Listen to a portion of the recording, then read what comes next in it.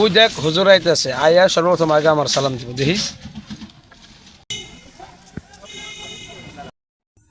ওই যে দেখছো হুজুর আইতাছে, দেখবা আমার দেখলেই আগে সালাম দিবে, আমি পরে সালাম দিব, আমার সম্মান বেশি। আসো।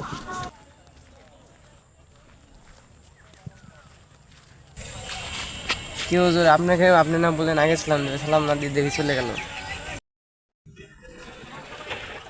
কি গো হুজুর, আপনার না সালাম দেওয়ার কথা ছিল, সালাম দিল না যে আগে যে, বুঝলাম না কিছু। আসলে এটা বুঝতে হবে। চলো এটা মোকাবেলা করুন, চলো। চলেন। তুমি এখানে দাঁড়াও, আমি হুজুরের সাথে একটু বুঝাপড়া করি। আচ্ছা ঠিক আছে। হুজুর এদিকে আসেন, আপনার সাথে কথা আছে, এদিকে আসেন। আপনি আমাদেরকে সালাম দিলেন না কেন? আমি তো মনে করছি আপনি আমাদেরকে সালাম দিবেন। আমি তো ভাবছি আপনি আগে আমার সালাম দিবেন। আমি তো মনে করছি আপনি আমার আগে সালাম দিবেন। আসলে দেখেন, অনেকেই সালামের জন্য অপেক্ষা করে। আসলে সালাম যে আগে দেবে তার জন্য সম্মানও বেশি এবং সে নেকিও পাবে বেশি। আমরা অনেকেই মনের ভিতরে অহংকার থাকে, ভাবি যে সে হয়তো আগে আমাকে সালাম দেবে, আমার সম্মান বেশি। আসলে এটা ভুল।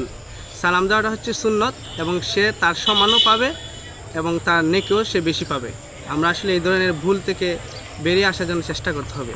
সমাজে প্রায় মানুষের ভিতরে আমরা এগুলা অনেক সময় দেখতে পাই যে সালামের জন্য, সালাম পাওয়ার জন্য সে অপেক্ষা করে। আসলে সেটা ঠিক নয়। আসলে হাদিস মোতাবেক আমরা সব কাজ ইসলামিকভাবে আমরা নিয়মকানুন মেনে চলবো। রাসূলুল্লাহ সাল্লাল্লাহু আলাইহি সাল্লামের হাদিস আছে যে রাসূলুল্লাহ সাল্লাল্লাহু আলাইহি সাল্লাম সালাম অনেক সময় সাহাবীদেরকে আগেও দিতেন।